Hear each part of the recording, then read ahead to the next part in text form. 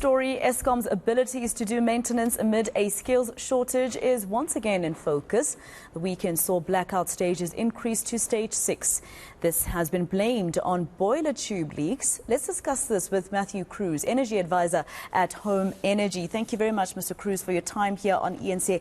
Let's start with these boiler tube leaks. I mean, we've always been told that Eskom does its maintenance work during these summer months, right? Shouldn't they have detected that there's an issue with these boiler tubes that have now taken us to stage 5 and 6?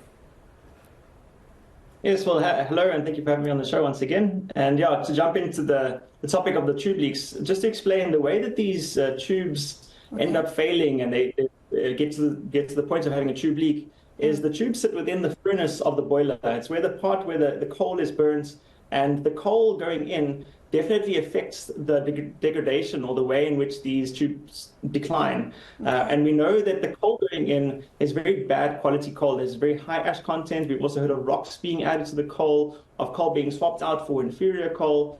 So that coal going in, it's almost like sand going in. It's not really so much like high quality coal. And that sand then blasts against the tubes and over time then degrades the tubes much quicker than they usually would relative to other countries.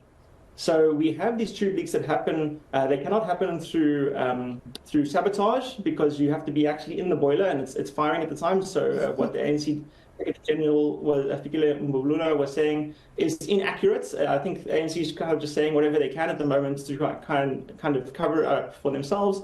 But it happens through lack of maintenance, like you mentioned, and also through the poor quality coal that's going into the power stations. And to talk about the maintenance, these power stations have been run very hard for the last 10, 15 years with a constant goal of trying to make it seem like things are okay in the country and there's not load shedding.